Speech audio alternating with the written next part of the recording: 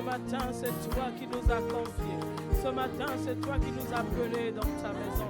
Ce matin, c'est toi, Seigneur, qui nous a tirés du lit. Seigneur, ce matin, c'est toi qui nous as réveillés. Dormir et se réveiller n'est pas une habitude. C'est un miracle qui vient du ciel. C'est un miracle qui vient de toi. Seigneur, nous sommes heureux, nous sommes privilégiés que de venir dans ta maison pour te célébrer. Reconnaître que tu es l'unique. Reconnaître que tu es notre Dieu, tu es notre propriétaire. Reconnaître que nous ne savons rien. Reconnaître que nous n'avons rien. Reconnaître que nous dépendons de toi. Reconnaître que c'est toi, notre Dieu, notre Seigneur, le sujet de notre adoration. Seigneur, c'est toi notre pensée au réveil, notre pensée au coucher. C'est toi notre dernière pensée au coucher. C'est toi notre première pensée au réveil. Tu es notre Dieu, tu es notre Seigneur. Nous t'adorons, Seigneur. Nous t'adorons, Seigneur. Alléluia. Ce matin, oh Dieu, un cœur veut simplement te dire que je veux t'adorer, Paraclet. Je veux simplement t'adorer. Je veux simplement me prosterner. Je veux simplement m'approcher. Seigneur, que des paroles de charme montent dans mon cœur. Seigneur, que mon cœur soit pour toi. Mon cœur est pour mon bien-aimé. Oh, ce matin, quelqu'un est venu pour rendre un culte agréable, pour offrir les ses membres en sacrifice.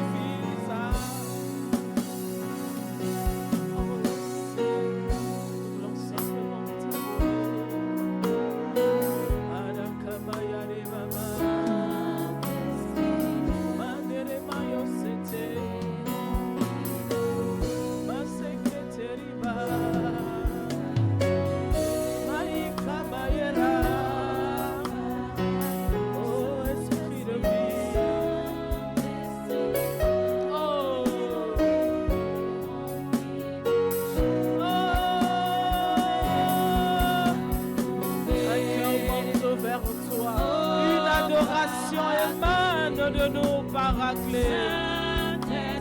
Nous voulons simplement nous rapprocher. Nous voulons simplement nous approcher. Oh, t'adorer. Oh, Paraclet.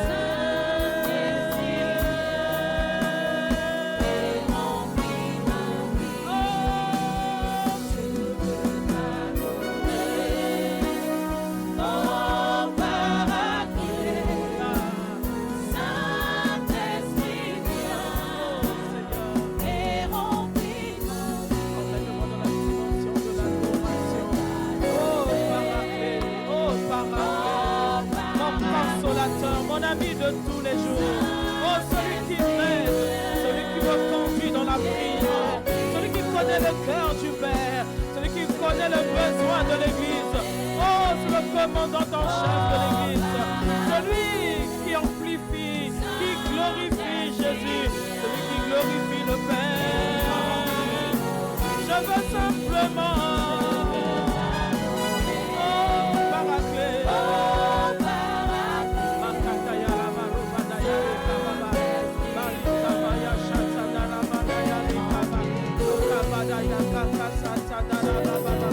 mon cœur a besoin de toi, ma vie a besoin de toi, ma destinée a besoin de toi, mon témoignage a besoin de toi. Aujourd'hui, je veux simplement m'approcher, je veux m'approcher. Oh, Paraclet, Seigneur, j'ai dit approchez-vous de moi et je m'approcherai de vous. Seigneur, nous voulons simplement nous approcher. Approchez-vous avec assurance devant le trône de la grâce pour être secouru. Oh,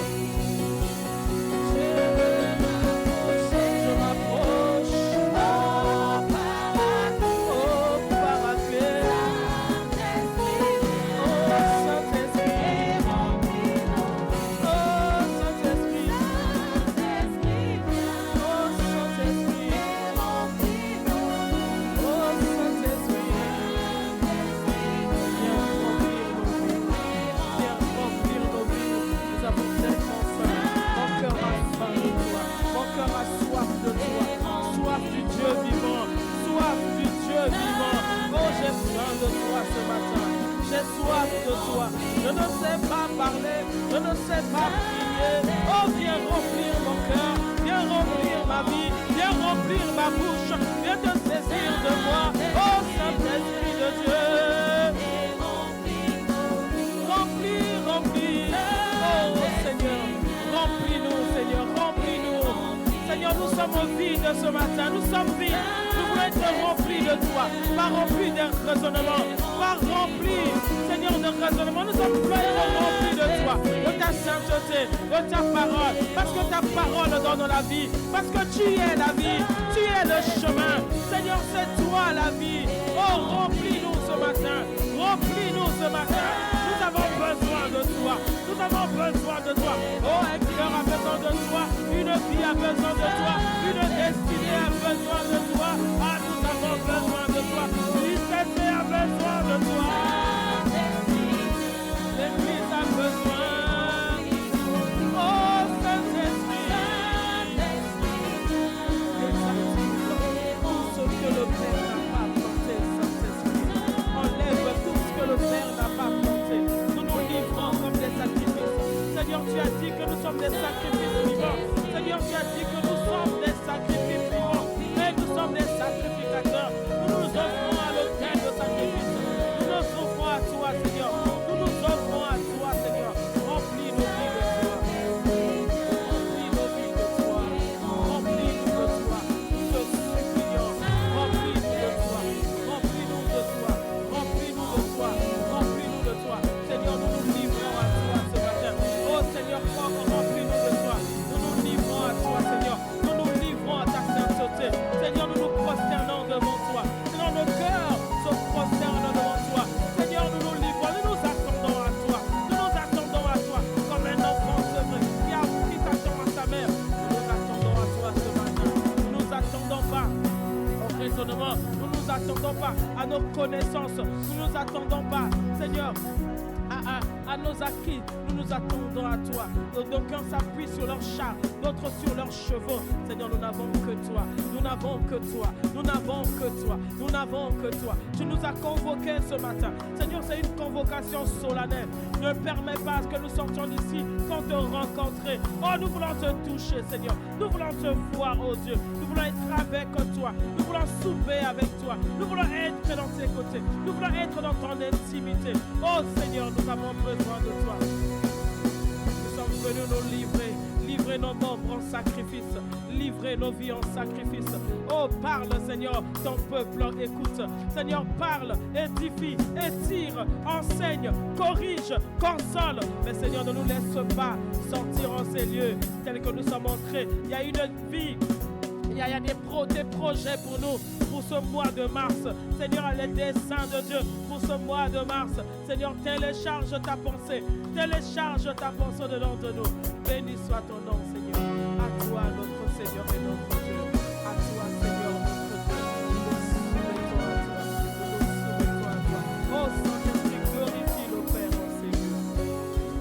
Glorifie Jésus en ces lieux. Nous nous soumettons à toi, Seigneur.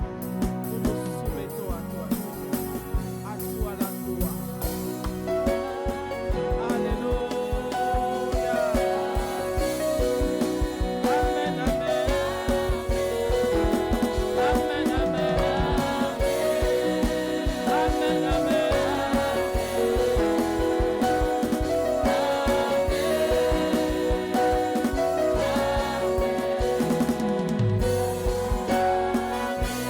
Alléluia. Est-ce que quelqu'un peut acclamer? Non, je ne parle pas de toi. Je ne parle pas de toi. Je demande à un sacrifié. Celui qui a compris l'importance du sacrifice. Celui qui a compris l'importance. Celui qui reconnaît. Celui qui reconnaît qu'il est sur la table de l'Holocauste. Je te vois, je te vois, je te vois, je te vois. Que le Seigneur agrée ton acclamation.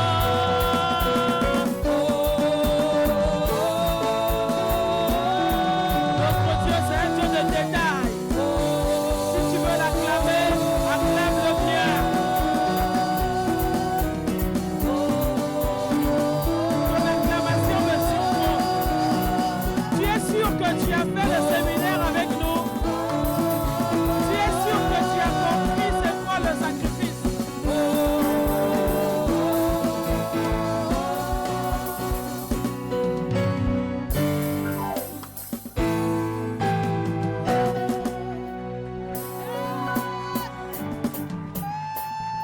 sûr que tu as fait le séminaire sur le sacrifice. Ce que nous avons appris en sortant de ce séminaire, c'est que le sacrifice est différent de l'offrande. Le sacrifice coûte. Le sacrifice, c'est ce qui te coûte. Donc ça veut dire que quand tu n'as pas de raison d'acclamer, quand tout autour de toi te dit que tu n'as pas de raison d'acclamer, quand tu regardes comment tu t'es réveillé le matin, quand tu regardes ta vie d'hier, quand tu regardes à côté, à droite, tu te dis, attends. Tu te dis, il y a les gens qui acclament, ils savent pourquoi ils acclament. Mais pour moi, je n'ai pas de raison. C'est là que le Seigneur te dit que ton acclamation devient un sacrifice. Parce que tu n'acclames pas pour ce que tu vois. Tu n'acclames pas pour ce que tu vois. Tu acclames pour ce que tu sais.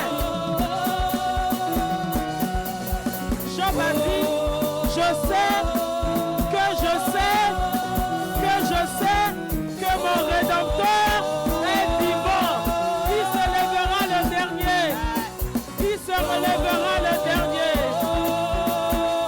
Oh, que ce qui aime Dieu acclame. Un nouveau niveau d'acclamation.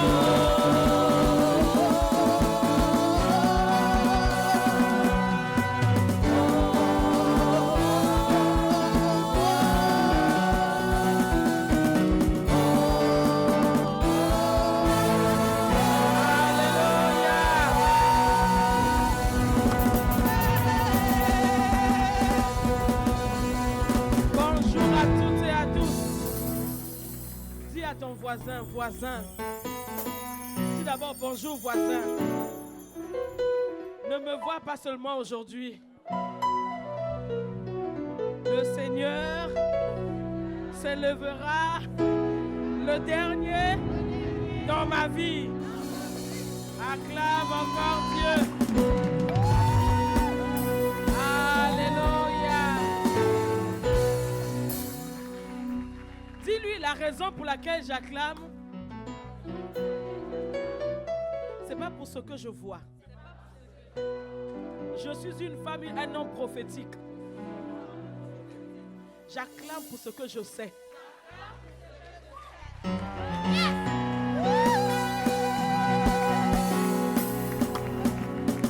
Mon Dieu s'appelle Jéhovah Jireh. Alléluia. Il est celui qui a pourvu au bélier à la montagne. C'est alors que Abraham l'a appelé le Dieu qui pourvoit. Il a pourvu au bélier de l'Holocauste. Il est capable, à partir de rien, de pouvoir à ta santé, de pouvoir à tes relations, de pouvoir à ta vie, de pouvoir. Il suffit seulement de le considérer comme il se doit. Parce que de tes résolutions dépendra. Acclame le Seigneur. Tu as pris la résolution de le célébrer, même quand tu ne vois pas. De cette résolution dépendra ton succès. Amen. Bonjour à tous et à tous. Avant de s'asseoir, nous allons prendre le temps de bénir le Seigneur pour le visionnaire des églises Impact Centre Chrétien, notre Père, l'apôtre Ivan Castano. C'est bien d'avoir un père, c'est mieux d'avoir un bon père. Amen. Le Seigneur nous a fait la grâce d'avoir un bon père et une bonne mère. Amen. Nous bénissons le Seigneur pour la vie du pasteur Maud, aussi une femme d'impact, une femme de vision, une femme de foi. Amen. Nous sommes tellement bénis que Dieu nous a donné le pasteur, l'apôtre, l'ADG. L'ADG, apôtre directeur général, l'apôtre Yves Castano, nous nous avons le PP et nous avons l'ADG. Amen. Juste à côté de lui, une femme de prière. Une femme de profondeur, Maman Abi. Nous bénissons le Seigneur. Amen. Nous bénissons le Seigneur également pour notre superviseur, un homme de sagesse, le pasteur Jacques Balanda. Amen. Le pasteur Jacques, c'est le pasteur Jacques international. Il a les enfants dans toutes les églises Impact Centre Chrétien. Le PJ international. Tu parles avec lui, dis non, je suis dans l'avion là, je vais à l'île de la Réunion. Mais non, quand je reviens, je serai à Cotonou. Vraiment que le Seigneur fortifie, il sert le Seigneur avec son âge avancé. Donc je ne vois pas la raison que tu peux avancer pour ne pas servir le Seigneur. Donc vraiment, avant de t'asseoir, vraiment,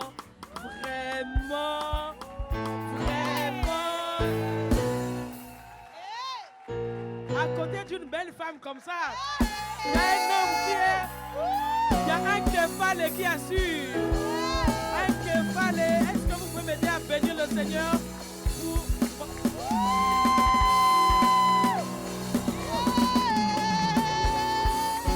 Alléluia. Nous sommes en 2025, hein? Nous sommes en 2025, c'est ça? Donc c'est -1, donc 24 ans de mariage. Amen. Nous savons quand même supporter le mariage, hein? À recevoir cette grâce aussi. La longévité dans le mariage. Amen. Là, tu peux maintenant t'asseoir. Amen. La Bible dit, sachez honorer de tels hommes. Voilà pourquoi nous prenons le temps de célébrer. Parce que la grâce que tu célèbres, c'est la grâce que tu attires vers toi. Amen. Que le Seigneur bénisse, on les encourage. J'aurais dû vous garder, mais bon, j'ai pas beaucoup de minutes. Nous avons été bénis cette semaine par le séminaire avec l'ADG. C'était simplement magnifique. Un niveau de sacrifice, un niveau de consécration et un niveau de poids spirituel. Et le dimanche, nous avons eu 5 heures de culte au second culte. Ceux qui ont fait le second culte, on a débordé de 2 heures, 3 heures. Personne n'a boudé. Et on n'était pas les seuls. Parce qu'après, le lendemain, lorsqu'on fait le débrief, on fait le tour des églises. Toutes les églises, ça s'est passé comme ça dans toutes les églises. Personne n'a boudé. On sentait que c'était une convocation divine. Donc si tu n'étais pas là, tu n'as pas fait le culte le dimanche dernier au second culte avec l'apôtre, tu n'as pas clôturé avec l'apôtre Yves, l'onction n'a pas de limite. Le Saint-Esprit n'est pas limité par le temps et les circonstances. Crée une atmosphère, connecte-toi et prie avec ces moments. Ne suis pas seulement comme tu regardes la télé, connecte-toi, prie. Le Seigneur va te visiter également. Amen. Donc le Seigneur ce matin nous emmène à surfer vraiment, sur le même sujet, sur la vie de sacrifice. Il a dit l'importance, la nécessité même de vivre une vie de sacrifice. Et ce matin, le Seigneur m'a emmené à parler de la vie de sacrifice par le jeûne et la prière. La vie de sacrifice par le jeûne et la prière. Donc je vais lire quelques textes bibliques. La régie, vous êtes avec moi? Je suis dans Daniel 6. On va lire 3 textes successivement et après je vais commenter. Daniel 6, versets 25 à 28. Après cela, le roi Darius écrivit à tous les peuples, à toutes les nations, aux hommes de toutes les langues qui habitaient sur la terre, que la paix soit donnée avec abondance. J'ordonne que dans toute l'étendue de mon royaume, on ait de la crainte. La phrase commence, le verset commence par après cela. Donc ça veut dire, quand on dit après cela, ça veut dire qu'il y a eu un événement qui s'est passé. D'accord? Il dit, j'ordonne que dans toute l'étendue de mon royaume, on ait de la crainte et de la frayeur pour le Dieu de Daniel. Car il est le Dieu vivant. Il subsiste éternellement. Son royaume ne sera jamais détruit. Et sa domination durera jusqu'à la fin. C'est lui qui délivre et qui sauve, qui opère des signes et des prodiges dans les cieux et sur la terre. C'est lui qui a délivré Daniel de la puissance des lions. Verset 28. Daniel prospéra sous le règne de Darius et sous le règne de Cyrus le Perse. Là, on parle de 3 royaumes déjà. Alors qu'il n'a pas commencé, il n'était pas... C'était avec Nebuchadnezzar qu'il a commencé. D'accord. On lit Acte 19, versets 11 à 17. Et Dieu faisait des miracles extraordinaires par les mains de Paul, au point qu'on appliquait sur les malades les linges ou des mouchoirs qui avaient touché son corps, et les maladies les quittaient et les esprits malins sortaient. Quelques exorcistes juifs ambulants essayèrent d'invoquer sur ceux qui avaient des esprits malins le nom du Seigneur Jésus en disant: je vous conjure par Jésus que Paul prêche.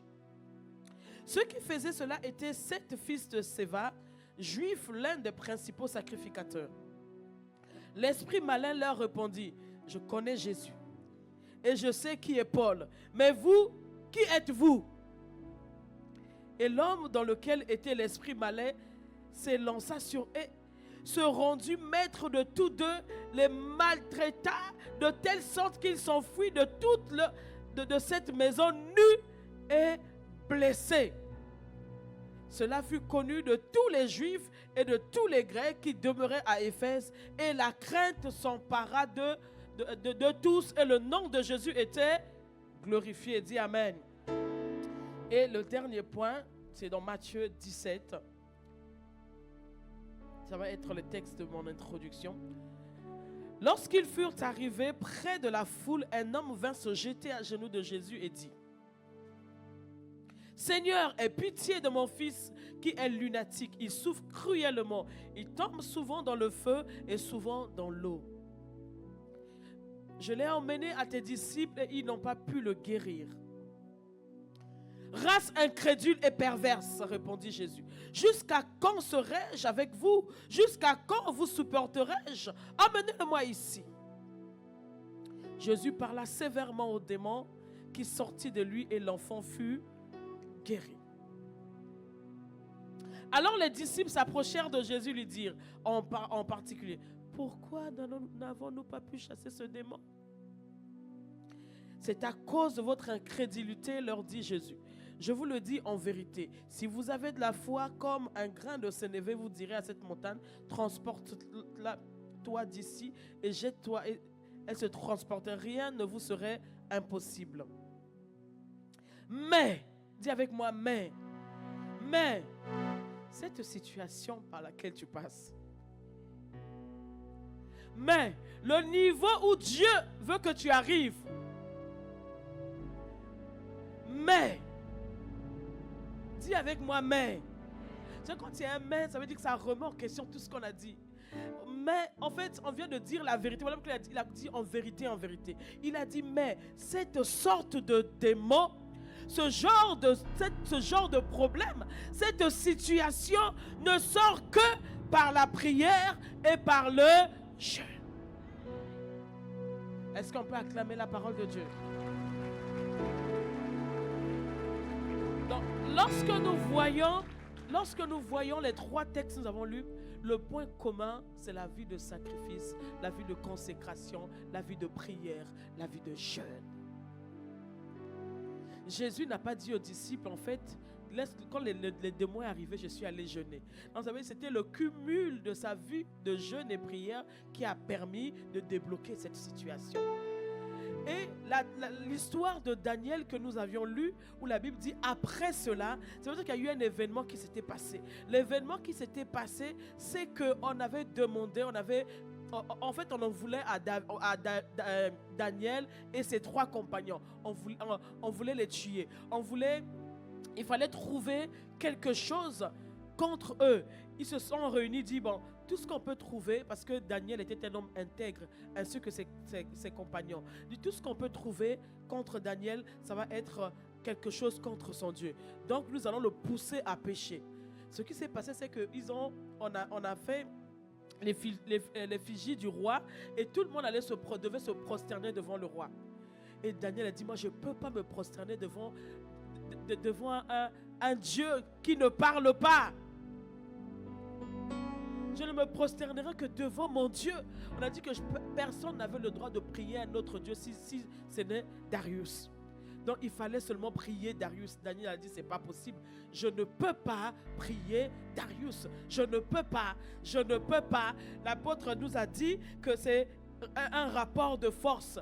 Les esprits, il n'y a pas de sacrifice, de vie de sacrifice sans le sacrifice. Et il n'y a pas de sacrifice sans alliance, sans autel. Et il y a des dieux qui veulent qu'on les prie. Et Dieu dit que l'adoration doit revenir à lui seul. À lui seul. Voilà comment plusieurs choses affaiblissent la vie des chrétiens. Et Daniel, qu'est-ce qu'il a fait? Même si avant il le faisait en cachette, maintenant il a ouvert les fenêtres de sa maison. Il priait en direction du temple de Jérusalem, d'Israël. Il priait matin, midi, soir. Il priait son Dieu. Et on est venu rapporter au roi que Daniel n'a pas suivi les instructions. Et qu'est-ce qu'on a dit? On a décidé de jeter Daniel dans la fosse aux lions. Donc lorsqu'on jette Daniel dans la fosse aux lions, le roi Darius aimait beaucoup Daniel. Parce que lorsqu'on jette Daniel dans la fosse aux lions, le lendemain, c'est même lui qui va vérifier si Daniel était encore vivant. Et quand il vient, il dit, Daniel, est-ce que ton Dieu t'a-t-il secouru?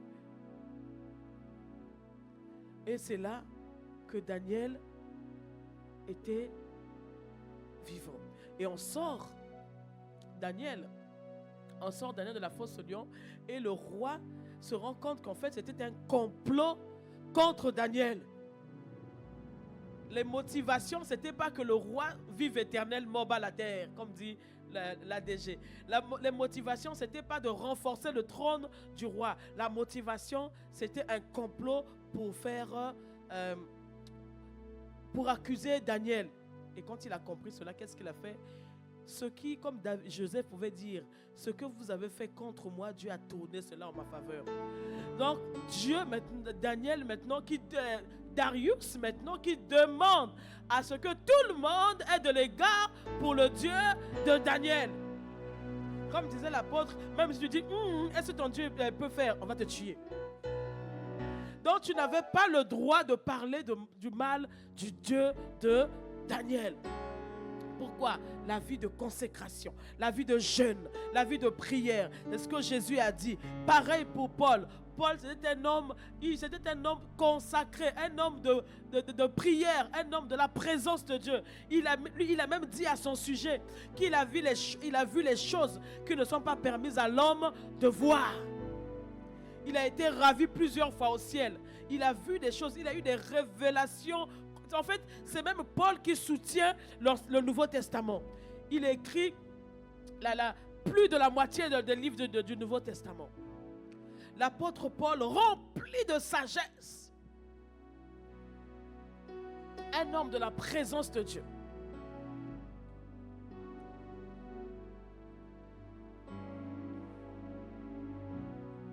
Donc, pour dire que le point commun, c'est le jeûne et la prière. Et le Seigneur nous a parlé de la consécration. Le Seigneur nous a parlé au travers de son serviteur, de la consécration, du monde spirituel. Il y a quelque chose, en fait, depuis cette semaine, après ce séminaire, le Seigneur a ouvert mon esprit. J'étais en train de partager. En tout cas, toutes les personnes qui m'ont côtoyé cette semaine, je n'ai pas arrêté de parler de ça. Je disais, en fait, il y a quelque chose que nous ne réalisons pas. Nous nous sommes tellement focalisés sur Dieu, le Dieu bon. Heureusement qu'il est bon, dis-moi Amen. Dieu est bon, dis Amen. Il a dit, si un malheur t'arriverait, ce ne serait pas lui.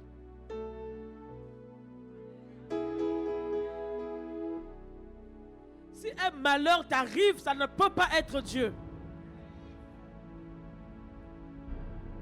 Si un complot t'arrive, ça ne peut pas être Dieu. Bon, écoute. La logique, hein? Même si tu ne peux pas croire à la parole de Dieu, la logique.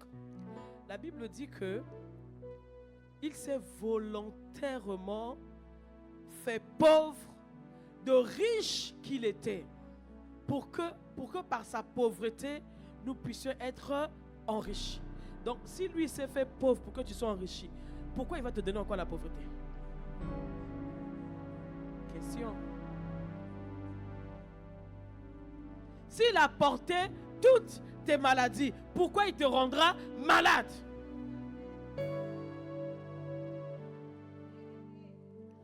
Donc, quand tu es malade, il ne peut pas, Dieu ne rend pas malade. Dieu ne rend pas malade.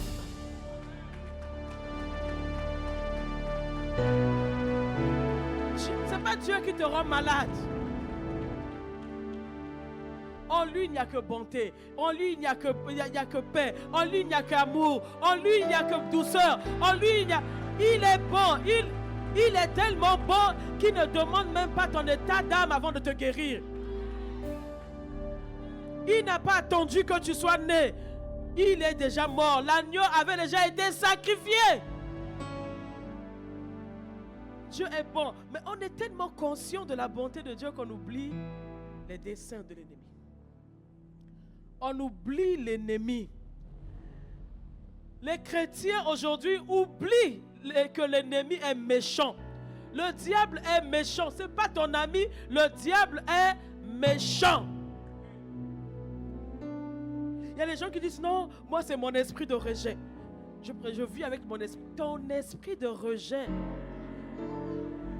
Oh non, je suis seulement timide. Donc tu acceptes l'esprit de timidité. Donc tout esprit, après tu mets le nom que tu veux, qui n'est pas l'esprit de Dieu, c'est un démon. Parce qu'on est là, ça fait beau, non, je suis timide. L'apôtre Paul a dit, ne dis pas ça, ce n'est pas un esprit de timidité que je vous ai donné. Non, Dieu dit, ce n'est pas l'esprit de timidité, c'est un esprit de force et de courage. Donc ne dis pas, non, je suis timide. Non, tu n'es pas timide.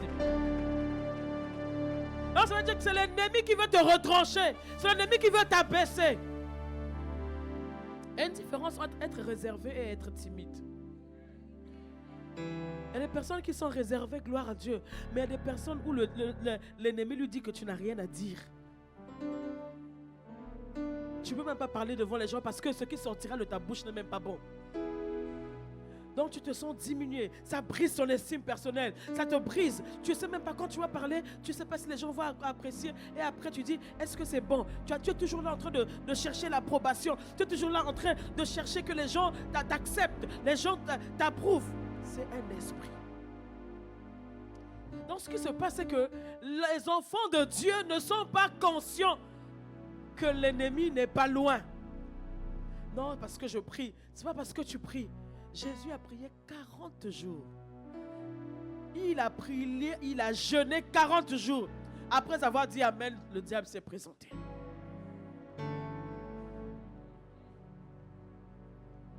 Elle dit que malheur à vous la terre. Le diable est descendu, animé d'une grande colère. Pourquoi? Parce qu'il sait qu'il lui reste peu de temps. Donc nous on est là. On est là.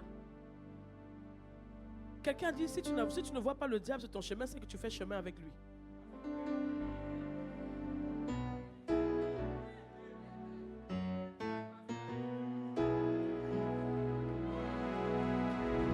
L'ennemi a les projets de malheur. Donc, les chrétiens, des situations qui arrivent, les chrétiens sont là, disent non, c'est Dieu qui a permis. Oui, Dieu a permis, mais ce n'est pas la volonté parfaite. Il a permis parce que tu as laissé faire. Parce que tout ce que toi tu permettras sur la terre sera permis dans les... Comme tu as permis sur la terre, lui là, il a permis.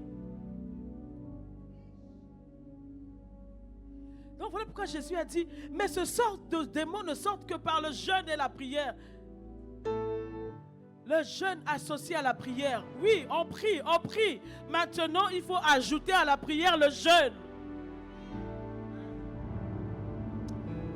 Tu ne veux pas dire amen? Moi, je vais continuer.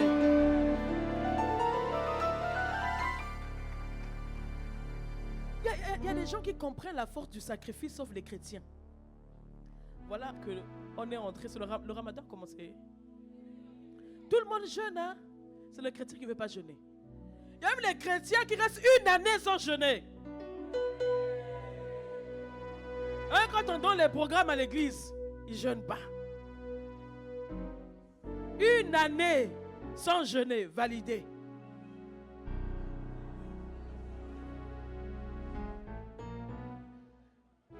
Mais tout le monde jeûne. Les bouddhistes jeûnent. Tout le monde jeûne. Pourquoi? Parce que c'est le moment où on se consacre à un être spirituel. Le moment où on se donne. Le jeûne n'est pas pour faire fléchir Dieu. Le jeûne, c'est un moyen où tu montres à Dieu que la nourriture ne passe pas avant lui. Que tu peux te priver pour te consacrer à lui. Tu peux te priver pour te rapprocher de lui. Tu peux te priver parce que tu as besoin de la puissance. Parce que tu as besoin de lui. Parce que tu sens que de plus en plus, tu deviens épidermique. Quand on dit quelque chose, tu démarres au quart de tour. Quand on dit, ça veut dire que la chair a tellement pris le dessus que l'esprit n'arrive pas à s'exprimer. Là, ce sont les bips. Ça veut dire que va jeûner, va crucifier la chair.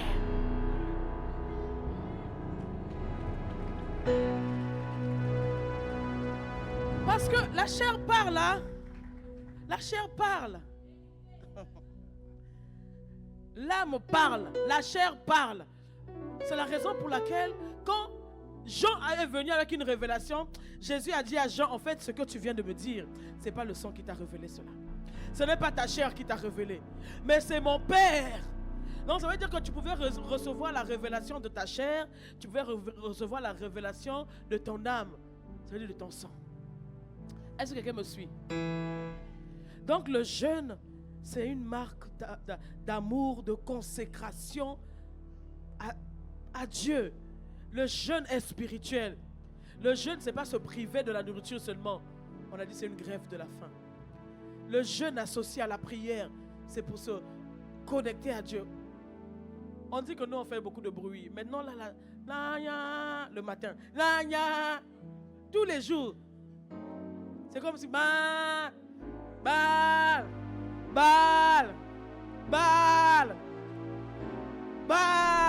Si tu entends, réponds-nous, Baal.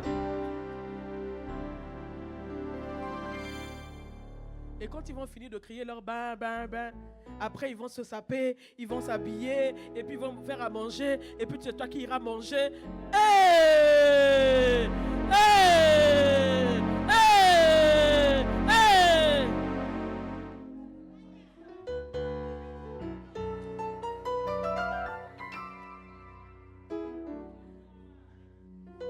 Il y a certaines, vous savez qu'il y a certaines,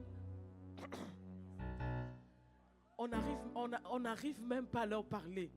Pourquoi? Parce qu'ils ont compris la puissance du sacrifice.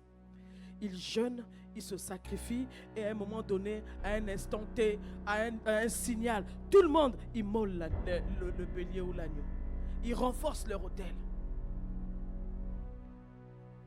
Et ils renforcent leur autel. Ils sacrifient. Et leur autel a maintenant du poids. Et quand tu veux les toucher, ils se lèvent. Et quand on veut checker, on veut sonder l'autel des enfants de Dieu. Ah, Jésus a déjà jeûné pour nous. Il a dit tout est accompli. Ah, Dieu a dit qu'on est libre. On est au temps de la grâce. Bien-aimé, jeûne. Prie. Ce genre de démons ne sortent que par le jeûne et la prière.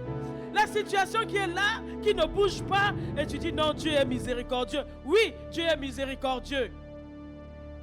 Mais ça n'empêche pas que l'ennemi va te faire un chewing-gum. Tu peux devenir un chewing-gum de l'ennemi. Sauvé, oui, mais tu vas souffrir sur la terre. Alors que Dieu te souhaite bon voyage, il dit, je souhaite que tu prospères à tous égards. À tous égards, Dieu veut que tu prospères. Il ne peut pas relâcher les paroles de bénédiction comme ça et que tu dis sinon c'est Dieu qui m'attaque.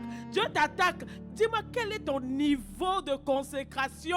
Est-ce que tu es au niveau de l'apôtre Paul qui a reçu les charges où Dieu lui dit ma grâce te suffit. Jésus quand il voyait, il ne demandait même pas. Non, emmenez-le.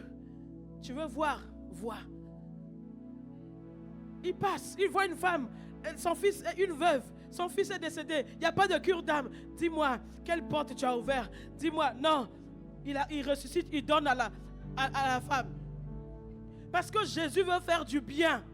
Il veut faire du bien. Il a dit, le Fils de l'homme a apparu pour détruire les œuvres des ténèbres, les œuvres du diable. Le Fils de Dieu a apparu pour détruire les œuvres du diable. Il a fini et il te donne le relais. Lève-toi. N'accepte pas toutes les situations dans ta vie. Est-ce que je peux avancer? Est-ce que je peux continuer? Il y a un temps, c'est le temps de jeûner. Tu veux la puissance? Non, je veux la puissance. Imposez-moi les mains. On peut te poser toutes les mains. Bien-aimé, si tu n'augmentes, d'ailleurs, il faut augmenter le récipient pour recevoir l'onction.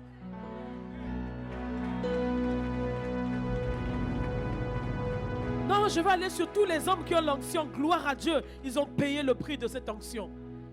Ils vont prier pour toi. Mais est-ce que tu seras capable de garder cette onction? Parce que ton vase est déjà plein.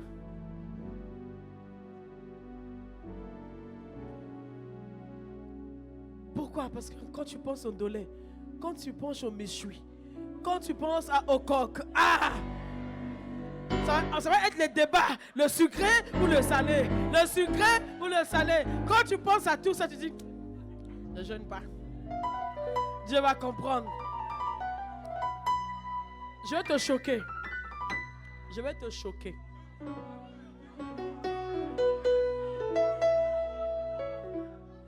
Le premier péché, c'est la désobéissance. C'est passé par la nourriture. C'est passé par ce que Adam a mangé.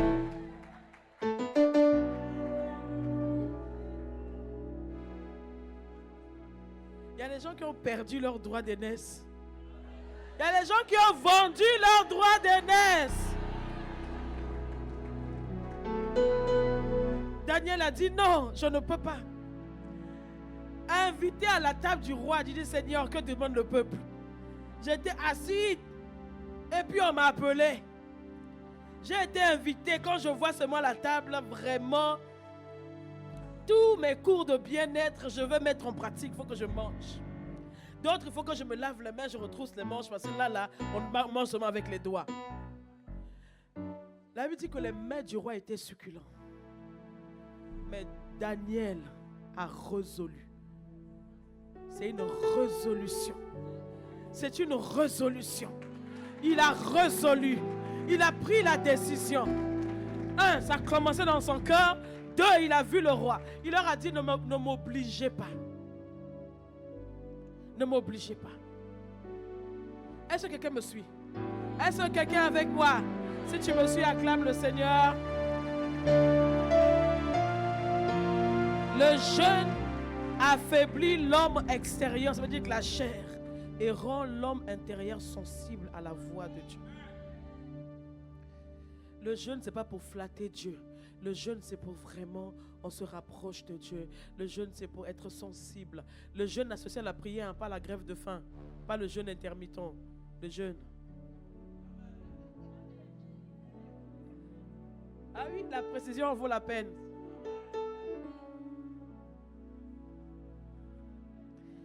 Elle dit quoi? Quand on fait décrète 21 jours de jeûne à l'église, je vais maigrir. Donc tu profites, ça va t'encourager d'être affamé, mais tu ne pries pas. C'est une grève de la faim, tu fais ton régime. Donc en fait, tu te sers de Dieu pour maigrir quoi. Moi je ne glisse pas là-bas. Et Dans la Bible, il y a on nous parle de plusieurs sortes de jeûnes. Je ne vais peut-être pas les énumérer toutes les sortes de jeûnes. Mais au second culte, si j'ai le temps, il y a un jeûne, souvent, on nous parle de jeûne de 24 heures, jeûne d'un jour. C'est un jeûne que souvent on sous-estime, mais c'est un jeûne qui est puissant. En fait, tous les jeûnes sont puissants. Un chrétien normal devait avoir au moins une journée de jeûne par semaine, dans la semaine. C'est que c'est ce jour-là, je me consacre à Dieu. Tu vas au sport tous les jours. Il faut que tu aies au moins un jour. C'est comme c'était ta salle. C'est comme c'était une détoxication. Tu es en train d'enlever les toxines. Tu es en train de tout enlever. Ce jeûne, souvent, est lié à la repentance. En fait, c'est un jeûne de consécration. C'est un jeûne de repentance. C'est un jeûne où tu cherches le cœur de Dieu. C'est un jeûne où tu te rapproches de Dieu. Dans le livre de Jonas 3, verset 1. Je suis dans Jonas, hein? Alléluia. Jonas 3, verset 2. C'est l'Éternel qui parle à Jonas. Lève-toi, va à Ninive, la grande ville, et proclame-y la publication que je t'ordonne. Et Jonas se leva et alla à Ninive selon la parole de l'Éternel. Or, Ninive était une très grande ville de 3 jours de marche. Continue. Jonas fit d'abord dans la ville une journée de marche. Il cria et disait: encore 40 jours et Ninive est détruite. Ça, c'est l'évangélisation. Les gens de Ninive crurent à Dieu. Ils publièrent un jeûne et se revêtirent de sacs depuis les plus grands jusqu'aux plus petits. Verset 6, écoute. La chose parvint au roi de Ninive et se leva de son trône, ôta son manteau, se couvrit d'un sac et s'assit sur la cendre. Voilà. C'est Jonas. Je ne parle pas de l'étape où il a fui. Hein? Je parle de l'étape où c'est arrivé, la réconciliation, la baleine l'a déjà vomi, on n'est pas là-bas. Donc Jonas, Dieu lui dit que cette ville-là, je vais la détruire. Comme il avait envoyé également un ange pour aller parler à Sodome et Gomorrhe, il n'y a pas eu la même réaction. Mais lorsque Jonas a commencé à marcher, Jonas a commencé à proclamer pour dire que Dieu a décidé de détruire Ninive. Dieu a décidé de détruire Ninive. Ils avaient tellement la crainte qu'ils se sont levés, ils se sont mis en jeûne, ils se sont repentis. Ils avaient tellement la crainte qu'ils ont fait jeûner même les animaux. Ils ont fait jeûner les bœufs, les oiseaux, tout, les craqueurs, tout. Les chiens, tous ont jeûné. Et souvent ça arrive lorsque on a besoin de se réconcilier avec le Dieu. On a péché, le Seigneur nous parle. Parce que vous savez que le péché affaiblit notre vie spirituelle. Le péché affaiblit notre marche spirituelle. La marche spirituelle, tu as la marche avec Dieu, c'est un marathon, tu vois, tu marches petit à petit, mais tu avances. À un moment donné, quand tu tombes dans le péché, tu as comme l'impression que si tu t'es arrivé au 100e escalier, tu es redescendu encore à la première marche. Et il faut encore refaire la même. En fait, tu te sens même toi-même déconnecté. Et les voix commencent à monter dans ta tête. On te dit, tu es impur, tu n'es pas digne. Et la culpabilité te monte. La culpabilité vient dans ton cœur. Et les gens tout autour de toi, comme les amis si tu as encore les amis comme les amis de Job, ils disent que toi, c'est sûr que tu as péché. C'est sûr que, en fait, on t'accable encore. On t'accable. À un moment donné, d'autres fuient même l'église. D'autres fuient même la présence de Dieu. Même quand tu veux rentrer dans la présence de Dieu, tu ne te sens pas propre. Mais le piège, dis avec moi le piège. Non, dis-moi où est le piège. Pose-moi la question, où est le piège? Le piège, c'est que les enfants, les chrétiens, à un moment donné, entrent dans le déni.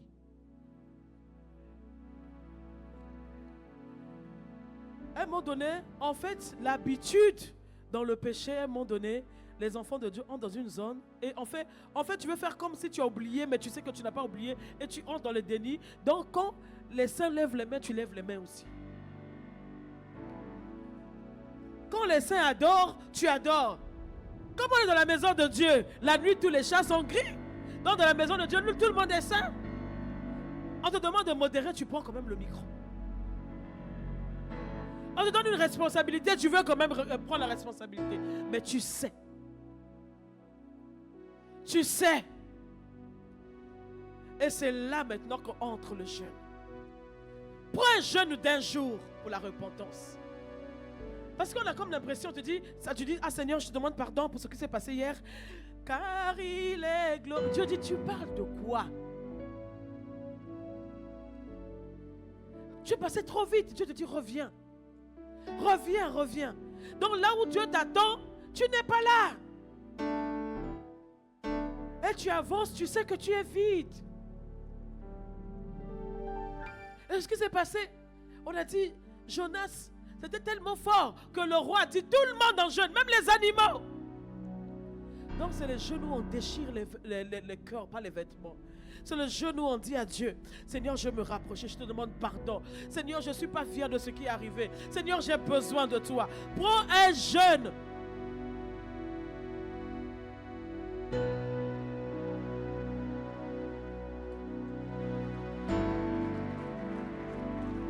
Parce qu'en jeûnant, Dieu te donne la force pour ne plus retomber dans le même péché.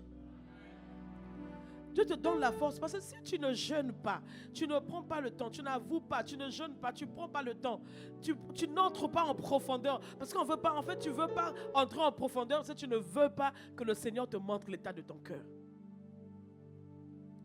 Le Seigneur va te dire, regarde là où tu as commencé à tomber, tac, tac, tac, tac, tac, tac, ça n'a pas commencé comme ça. Parce que quelqu'un ne tombe pas subitement, c'est petit à petit, petit à petit. Et c'est là maintenant que le Seigneur, quand le Seigneur dévoile, tu renonces, tu demandes à ce que le Seigneur guérisse ton cœur. Le Seigneur guérisse ton cœur et il te rétablit, et il te rétablit. Mais quand tu sors de là, tu as une relation vraiment, tu sens que tu as été requinqué. Et si tu trouves que ça ne s'est pas bien fait, tu multiplies encore plus 1.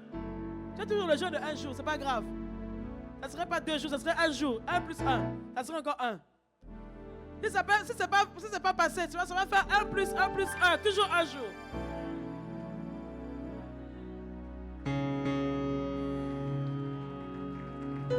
Est-ce que je suis en train de parler à quelqu'un? Allez, amen, on diminue. On va avancer. Parce que Dieu ne veut pas que tu donnes l'avantage à l'ennemi. La raison pour laquelle plusieurs ne grandissent pas, c'est ce niveau de consécration. C'est à ce niveau de consécration. Tu prends un jeûne, pourquoi? Parce que je veux me rester avec Dieu. Même si tu n'as pas péché, c'est pas grave. Prends seulement un jeûne, tu veux rester avec Dieu.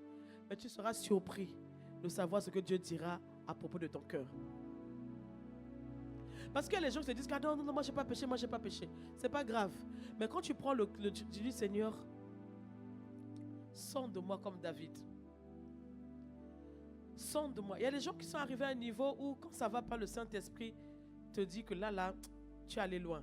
Et quand le Saint-Esprit te convainc, tu vas te réconcilier avec le Seigneur. Tu cherches vraiment des prières, vraiment à te réconcilier. Maintenant, d'autres, le Saint-Esprit a parlé. On n'entend pas. Plus que la chair a tellement grandi. L'âme parle tellement fort que la révélation de l'Esprit, on n'entend pas. Comme Jésus a dit, ce que tu viens de dire, ce n'est pas la chair, ce n'est pas le sang. Mais comme la chair parle, le sang parle et l'esprit est affaibli. Donc la chair va parler fort, l'esprit va parler, l'âme va parler fort. Et tu seras là dans les querelles, dans les disputes, dans les bagarres, dans les coups bas, dans la mélancolie de foi, dans le rejet, alors qu'il y avait des victoires que tu avais déjà acquises. Prends le temps de jeûner. Est-ce que je suis en train de parler à une personne? En tout cas, si le Seigneur parle, tu peux acclamer le Seigneur.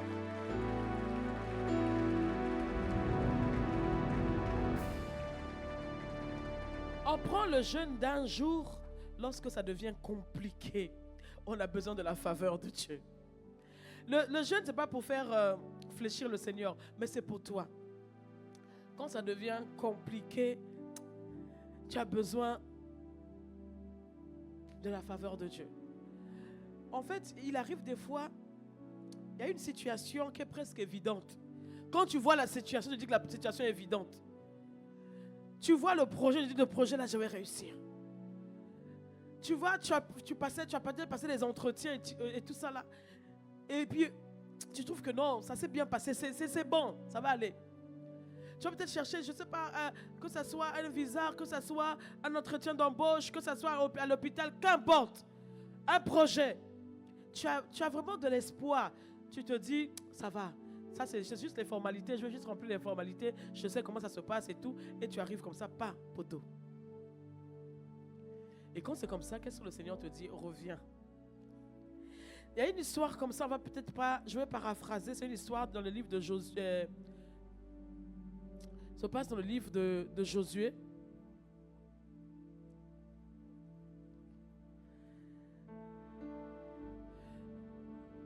Cette histoire, qu'est-ce qui s'est passé? Il s'est passé que quand Dieu fait sortir le peuple d'Israël et les emmène dans la terre promise, la première nation, le premier pays qui devait conquérir, c'était Jéricho. Jéricho était fortifié. Jéricho était barricadé. Jéricho était humainement impossible.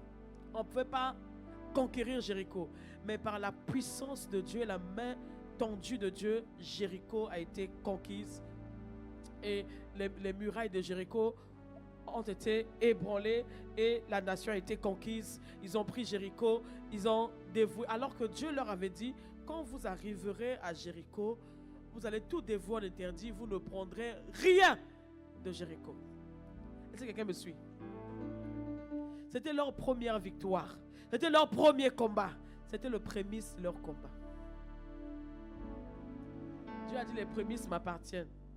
Donc tout ce que vous trouverez, vous ne prendrez rien. Donc quand le peuple est arrivé, il y a un frère Akan qui a caché, qui a pris du butin, qui a caché. Je ne suis pas en train de parler de l'histoire, il faut lire l'histoire, c'est une très belle histoire. Maintenant, il arrive que quand, après Jéricho, la prochaine ville à conquérir, c'était Haï. Mais Haï était une petite ville, une petite, minuscule, comme ça, minuscule, comme un bonbon, minuscule. Donc ils ont dit, bon, Dieu qui nous a donné Jéricho, Jéricho est quand même tombé. Jéricho est tombé, on va, Haï, ça va être une bouchée, mais c'est pas grave. Dieu qui m'a donné la victoire. Oh, j'ai déjà passé plusieurs entretiens, j'ai déjà passé plusieurs niveaux, mais ça c'est un petit truc. Donc,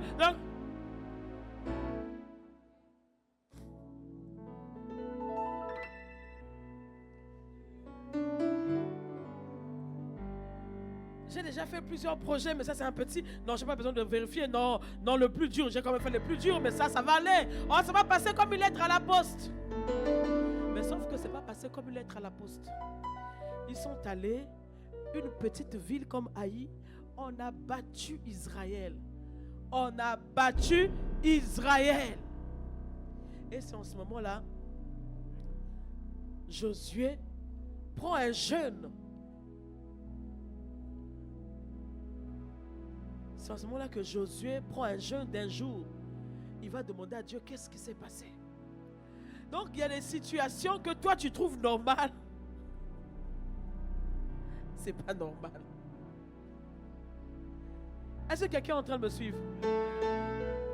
Bien-aimé, prends les jeûnes pour interroger Dieu. Ça se pourrait qu'il y ait même de l'interdit dans ta maison, tu ne sais pas. L'interdit qui est arrivé dans le camp du peuple, c'est pas Josué qui a emmené l'interdit. Ça peut être ton enfant qui a emmené l'interdit à la maison. Ça peut être ton épouse qui a emmené l'interdit. Ça peut être ta femme qui a emmené l'interdit. Ça peut être tes collègues. Ça peut être, tu ne sais pas. Dans les situations qui arrivent, tu te dis, bon non, demain c'est un autre jour. Non! Lève-toi. Cherche Dieu. Interroge Dieu. Dis, mais Seigneur, c'était tellement évident. Qu'est-ce qui s'est passé? C'est là Dieu te dira, il y a un interdit. Il te dira, voilà telle situation, il faut régler. Voilà là où il avait la porte d'entrée. Est-ce que quelqu'un me suit?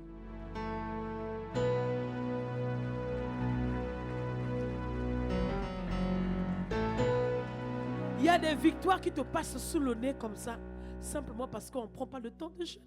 Bien-aimé, jeûne, prie, cherche Dieu. Cherche Dieu. Dieu ne veut pas ton malheur. Il ne peut pas te dire va conquérir ailleurs et puis te donner la défaite. Est-ce que quelqu'un me suit? Donc on ne parlera même pas du jeûne de 3 jours, de 7 jours. Je vais arrêter dans 1 jour parce que mon temps...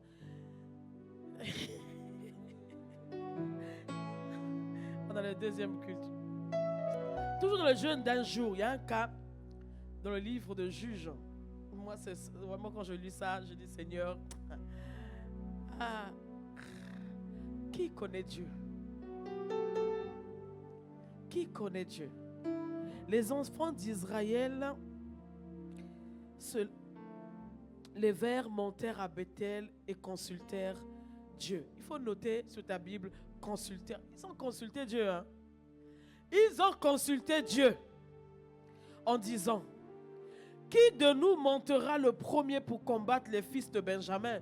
L'Éternel répondit, Judas montera le premier. Donc, ce qui se passe, on continue. Dès le matin, les enfants d'Israël se mirent en marche et ils campèrent près de Gibéa. Et les hommes d'Israël s'avancèrent pour combattre ceux de Benjamin. Et ils se rangèrent en bataille contre eux devant Gibéa. Les fils de Benjamin sortirent de Gibéa et ils étendirent sur le sol ce jour-là 22 000 hommes d'Israël. Hein? Dieu, c'est toi qui m'as dit, j'ai consulté. Pas qu'ils ne sont pas allés sans consulter. Ils ont consulté. Dieu leur a dit, allez-y. Et puis ils vont, ils essuient une défaite. Après, ils reviennent encore, verset 25. Non, reviens à 24. Reviens. 22, voilà, d'accord. Le peuple des hommes d'Israël reprirent courage et ils se rangèrent de nouveau en bataille dans le lieu où ils s'étaient placés le premier jour. Et les enfants d'Israël montèrent et pleurèrent devant l'Éternel jusqu'au soir. Ils consultèrent l'Éternel en disant, dois-je m'avancer encore pour combattre le fils de Benjamin? Mon frère, l'Éternel répondit, montez contre lui. Les enfants d'Israël s'avancèrent contre les fils de Benjamin le second jour. Et en ce jour, les Benjamites sortirent de Gibéa et à leur rencontre. Et ils étendirent encore sur le sol 18 000 hommes des enfants d'Israël, tous tirant d'épée. Je dis, mais qu'est-ce qui se passe? Attends, j'ai quand même demandé à Dieu. Donc il y a des situations qui semblent... je suis sûr que ça va t'intéresser. Les situations qui semblent évidentes. Je suis encore en train de revenir. Dieu t'a dit que ça, c'est Dieu qui t'a dit, hein, ça, c'est ton travail. Ça, c'est ton mariage. Ça, c'est ton projet. C'est Dieu lui-même qui a dit. Mais quand tu arrives, tu échoues un échec. Tu rencontres un échec plutôt. C'est Dieu qui t'a dit. Entre ce que Dieu te dit et ce qui arrive, le milieu là, ce n'est pas Dieu. Il arrive des fois que l'on entende Dieu, qu'on avance, et après on échoue. Pourquoi je dis échoue en échec? On accuse un échec. Quand Dieu t'appelle, quand Dieu dit aux enfants d'Israël, je vous donne Canaan, il ne leur a pas dit qu'il y avait les géants.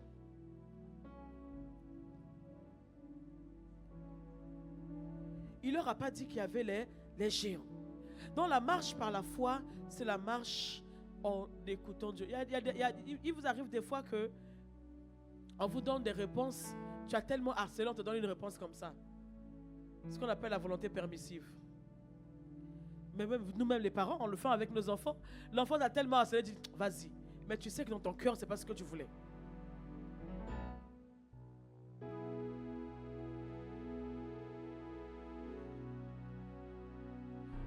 Quand tu vis des contradictions comme ça, entre ce qu'on te dit et ce que tu vis, c'est pas normal. Entre ce qu'on te dit et ce que tu vis, entre ce que Dieu t'a promis et ce que tu es en train de vivre, ça veut dire que c'est pas normal. Retire-toi, prends un jeûne.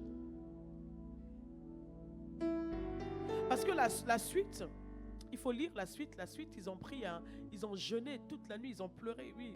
Tous les enfants d'Israël et tout le peuple montèrent et vinrent à Béthel. Ils pleurèrent et restèrent là devant l'Éternel. Ils jeûnèrent en ce jour jusqu'à ce soir. Et ils offrirent des holocaustes, des sacrifices d'action de grâce devant l'Éternel. Et les enfants d'Israël consultèrent l'Éternel. C'était là que se trouvait alors l'arche de l'Alliance. Et c'était Phinéas, fils d'Éléazar, fils d'Aaron, qui se tenait à cette époque en présence de Dieu et lui dire: dois-je marcher pour combattre le fils de Benjamin, mon frère, ou dois-je m'abstenir? L'Éternel répondit: montez, car demain je les livrerai entre vos mains. Donc il y avait un secret, il fallait pousser. Ils ont consulté, mais ils n'ont pas eu la révélation qu'il fallait lâcher.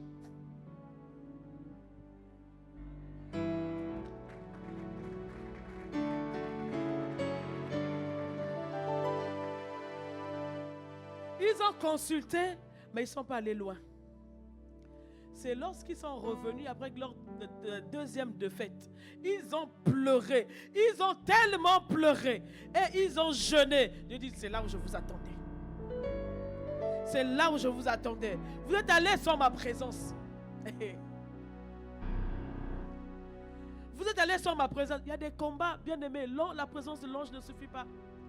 Moïse a dit, si c'est avec l'ange, on ne part pas. Si tu ne viens pas, on ne part pas. Donc il y a des situations, je suis en train de te dire, bien aimé, l'ennemi, écoute-moi, l'ennemi ne veut pas que tu réussisses. Si tu ne te lèves pas, prends le temps de jeûner, de prier, de demander la volonté. On ne peut pas se lever le matin, on se lève le matin, on vit notre vie, le soir, on dort, le lendemain, on se réveille comme si on était dans un jeu vidéo. C'est quoi cette histoire? Et l'ennemi est en train de renforcer l'autel. L'ennemi est en train de renforcer l'autel. L'ennemi est en train de renforcer l'autel. Oh, bien-aimé, je te vois être un homme, une femme qui prie et qui jeûne. Qui aime le jeûne, aime le jeûne. Le jeûne, ce n'est pas pour fléchir Dieu. Le jeûne, on a dit, c'est pour se rapprocher de Dieu. Le jeûne, Dieu te révèle les mystères. Le jeûne, il te dit là où se trouve l'arche. Le jeûne, Dieu te dit là, ce combat, tu ne peux pas aller sans l'arche. J'ai introduit le jeûne de 3 jours. On connaît le jeûne de 3 jours là. Ça vous rappelle qui? Ça vous rappelle qui? Acclamez le Seigneur pour vous-même. Le jeûne de 3 jours, c'est le jeûne. On nous parle souvent le jeûne d'Esther. Quand j'ai lu l'histoire d'Esther, voilà le jeûne qui te sort du complot. Tu sais, pendant que tu es chez toi, l'ennemi cherche comment faire pour te faire tomber. Tout ce que l'ennemi voulait, tout ce que Aman voulait, c'était que, déjà, Aman avait un problème contre Mardoché. Aman, il voulait faire tomber Mardoché. Mais on n'a pas compris comment le combat a quitté Mardoché est arrivé sur tout le peuple. Est-ce que quelqu'un me suit? Est-ce que quelqu'un me suit? En fait, l'ennemi, qu'est-ce qu'il fait? C'est comme s'il tâte le terrain. Il tâte. Donc il a tâté, il a dit, Mardoché, après il dit non, Mardoché ne me suffit pas. Voilà comment on est là. Le combat, les gens commencent à payer les pots cassés des combats. Il dit, Mardoché ne me suffit pas, il faut tout un peuple. Il faut prendre tous les juifs. Je prie qu'on va on en parlait, j'en parlais avec le pasteur, on dit, il faut qu'on ait une nuit de prière, on va prier contre les complots, parce que tu ne sais pas, tu n'as pas idée de ce que l'ennemi est en train de comploter sur ta vie. La Bible dit que Dieu est assis dans son conseil et le diable vient, il apparaît. Comme sa mission, ce n'est que détruire, sa mission, ce n'est que égorger, sa mission. Il dit, Dieu lui dit, d'où viens-tu? Il dit, je viens de parcourir la terre. Dieu lui dit, est-ce que tu as vu mon serviteur Job? Il dit, ne parle pas de lui, tu l'as protégé, non? Mais est-ce qu'il t'a dit, est-ce que tu as tenté, est-ce que tu veux tuer? Il t'a seulement posé la question, est-ce que tu as vu Job?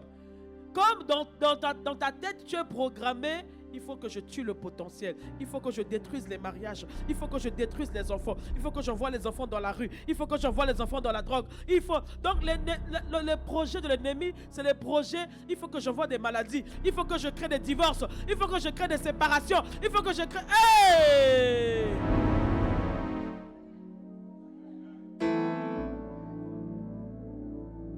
Dieu dit à Job, au diable, est-ce que tu as vu mon serviteur Job? Il dit, laisse ça, tu l'as protégé, non? Donc lui, tout ce qu'il sait, c'est détruire. Donc quand les choses t'arrivent, bien-aimé, quand c'est des complots, ce n'est pas le jeûne d'un jour. Hein. Le jeûne d'un jour, peut-être pour connaître le complot. Mais après,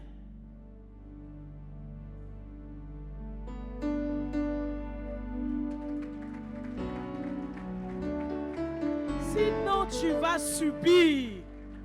Tu n'es pas né pour subir. Tu n'es pas né pour subir. Plusieurs personnes abandonnent la foi. Pourquoi? Parce que l'ennemi les accable tellement. À un moment donné, il dit j'abandonne. Parce que tu t'es pas levé. Tu n'as pas jeûné. Tu n'as pas chassé. Tu n'as pas pris autorité. J'ai entendu un prophète dire un jour, il dit, le diable est tellement méchant. Quand tu as l'occasion de chasser le diable, chasse-le. Même si on te donne un repas, tu veux rendre grâce. Si tu peux, chasse le diable.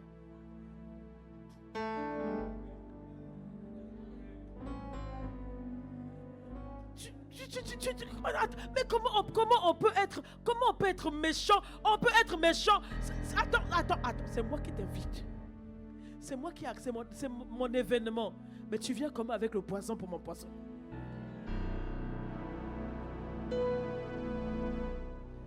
Le peuple juif t'a fait quoi? Tu as eu un problème avec Mardoché. Tu mets les enfants, tu mets les amis, tu mets... Hey! Dans le jeûne de 3 jours, c'est les jeûnes où tu te lèves contre les complots. Quand tu es dans une situation de crise, bien-aimé, dans une situation de crise, c'est pas du genre, non, allez prier, comme Esther avait commencé, non, allez prier. Mardoché dit, hey, petite, toi, tu n'as pas compris? Parce que si on extermine les Juifs, tu fais partir, tu vas partir. Est-ce qu'il y a ceux qui se disent, hey, pasteur, priez pour moi. Pasteur, priez pour moi. Quand vous me dites priez pour moi, il y a tellement, on est plus de 1000, 2000, 3000. On est même arrivé là, je ne sais pas combien. Quand je prends les prières pour moi en gros, et j'envoie au ciel. Seigneur, souviens-toi de toutes les personnes qui traversent telle situation. Seigneur, souviens-toi de toutes les personnes.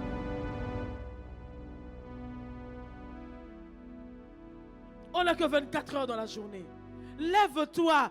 Combat pour ta vie. Combat pour ta destinée. Combat pour ton peuple. Combat pour ta famille. Combat pour ta famille. Combat pour tes enfants. Combat pour le futur de tes enfants. Combat pour ton territoire. On est dans une situation de crise. Lève-toi. L'ennemi dresse les complots. Dans le livre de, je ne sais pas si c'est Jean, le dernier verset. Je ne sais pas si c'est Jean 12, 10 ou bien Jean 10, 12. Ce verset-là, quand je l'ai lu, j'ai dit, oula, c'est comme si ce n'était même pas dans ma Bible. Hein. Je ne sais pas si c'est Jean, je l'ai pas noté. Jean 10, verset 12.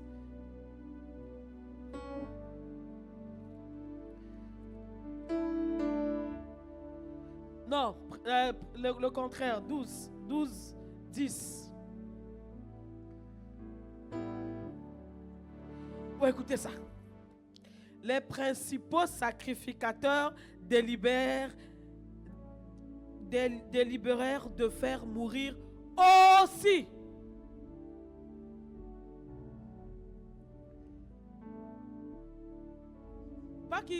Pas qu'ils ont décidé de faire mourir Lazare, de faire mourir aussi. Leur grief, c'était contre Jésus.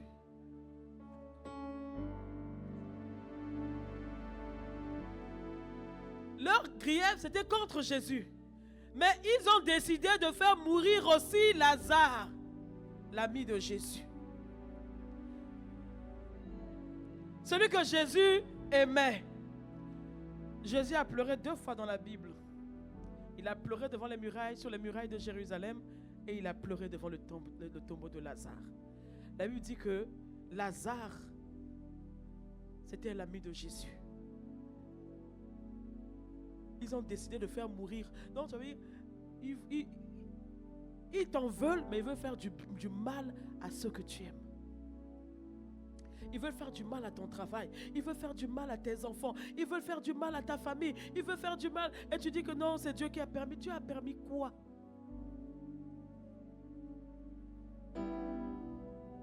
Est-ce que quelqu'un me suit? Oh, je te vois être une femme, un homme de feu. Une femme, un homme de prière. Un homme de jeûne. Ne subis plus. Tu n'es pas né pour subir. Non, dis je ne suis pas né pour subir. Refuse, dis je ne suis pas né pour subir. Dis je refuse. Je refuse. Je refuse. Je ne subis plus. Je ne subis plus. Bien-aimé, lève-toi. Parle. Parle. Bien-aimé, lève-toi. Élève ta voix. Élève ta voix. N'attends pas les chants. Relève ta voix. Les chants vont monter. Dis à Dieu, non, tu n'es pas né pour subir. Tu ne peux plus subir. Est-ce que tu es en train de prier? Est-ce que tu es en train de dire à Dieu? Est-ce que tu es en train de dire à Dieu, non, je refuse de subir. Non, je ne suis pas venu accompagner une personne. Non, je refuse une vie comme ça. Ma présence sur terre ne va pas être égale à mon absence. Ce n'est pas possible. J'ai une partition à jouer. J'ai une histoire à écrire. Mais je dois laisser un héritage aux enfants de mes enfants. Je refuse. Oh, je suis une femme de prière, une femme de feu, un homme de prière. Est-ce que tu es en train de prier? Bien-aimé, ta manière de prier, telle que je suis en train de voir, je me demande, est-ce qu'il y a un feu? Est-ce qu'il y a quelque chose qui s'est allumé dans ton cœur? Nous avons vu comment les démons ont tabassé ceux qui étaient allés chasser les démons au nom de Jésus et de Paul. Comment les démons les ont tabassés. Nous avons vu comment Jésus a dit que ces démons ne sortent que par le jeûne et par la prière. Nous avons vu la vie de prière. Nous avons vu comment Daniel a fait fléchir un roi par la vie de jeûne et par la prière. Refuse, tu as une histoire à écrire. Refuse, le Seigneur t'a équipé. Le Seigneur t'a équipé. Tu n'es pas démuni, bien-aimé. Tu n'es pas démuni. Le Seigneur t'a donné le Saint-Esprit. Il t'a donné le sang de Jésus. Il t'a donné le nom de Jésus. Oh, sois un homme de prière, un homme de feu. Que le Seigneur ranime la vie de prière, la vie de jeûne, la vie de jeûne, la vie de jeûne. Makabaya rebrakababa. Mashekete de rebrakata yaraba. Makosoto de rebakete reba. Baraya shekete reba. Alléluia. Makete rebroso koto de rebaba. Alléluia. Seigneur, fais de moi une femme, un homme de jeûne et prière. Si tu étais déjà habitué dans les jeûnes et prières, dis à Dieu intensifie, intensifie.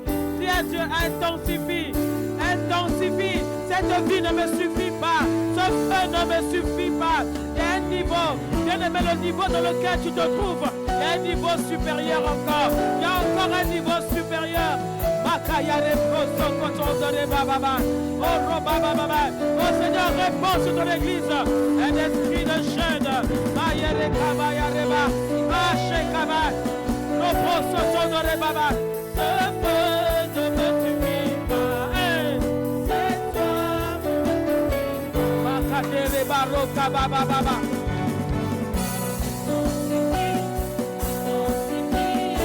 Si tu es une femme, un homme de prière, dis à Dieu, il y a un niveau dans lequel je ne suis pas encore arrivé. Emmène-moi là-bas, emmène-moi. Oh Seigneur, le feu. Oh, répands sur nous. de prière sacrificielle. Et une vie de prière sacrificielle. Une vie de jeûne. Une vie de jeûne. Une vie de jeûne et prière.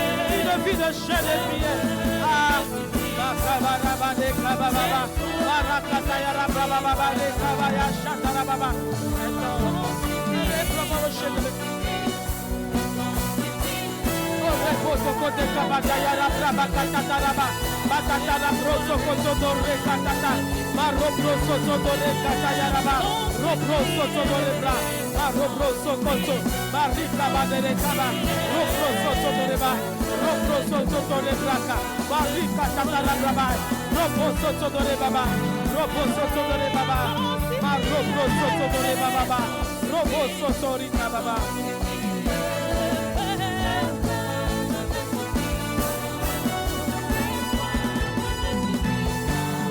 Bien-aimé, si tu es un homme de prière, un homme de jeûne et de la présence de Dieu, une femme de feu, je vais simplement te dire, le niveau dans lequel tu es arrivé, il y a un niveau supérieur.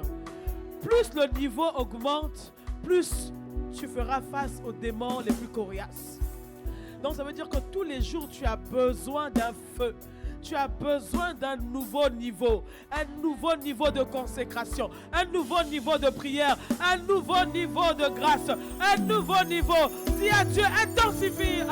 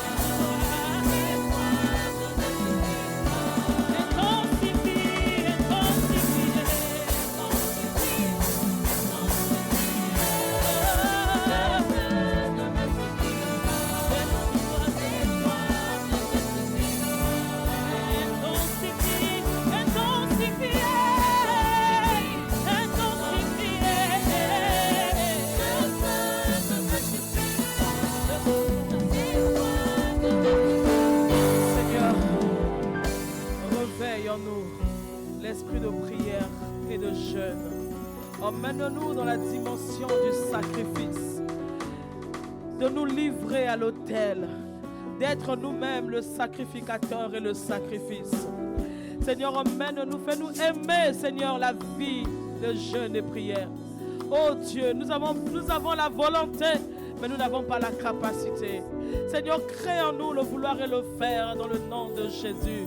Seigneur, mets au-dedans de nous un dégoût des repas quand tu nous appelles dans le jeûne et dans la prière. Attire-nous dans ta présence dans le nom de Jésus. Seigneur, alors que nous avons déjà atteint un niveau de sacrifice, Seigneur, emmène-nous, car tu as dit que celui qui est debout ne prenne garde de ne pas tomber.